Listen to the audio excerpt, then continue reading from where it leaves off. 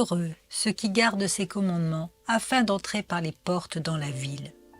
Apocalypse chapitre 22 verset 14. Certaines personnes estiment que le commandement d'aimer Dieu de tout notre être est impossible à observer. Il est vrai qu'on ne peut pas aimer sur ordre. L'amour est une chose trop fragile, trop douce pour jaillir spontanément au commandement d'un autre.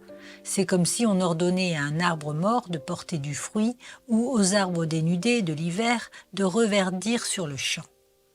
Dès lors, comment comprendre ce commandement ? La réponse réside dans la nature de Dieu et de l'homme. En raison de ce qu'il est, Dieu peut exiger l'obéissance de ses créatures. En raison de ce qu'il est, l'homme doit obéissance, et même une obéissance complète à Dieu, qu'il éprouve ou non le moindre soupçon d'amour dans son cœur pour Dieu. C'est une question du droit souverain de Dieu d'exiger de ses créatures qu'elles lui obéissent. La désobéissance a été le premier péché de l'homme et le plus fondamental. En désobéissant à son Créateur, l'homme a bafoué son droit à l'amour de la part de sa créature, si bien que l'amour pour Dieu est carrément mort en lui. Que peut-il désormais faire pour animer cet amour dans son cœur ?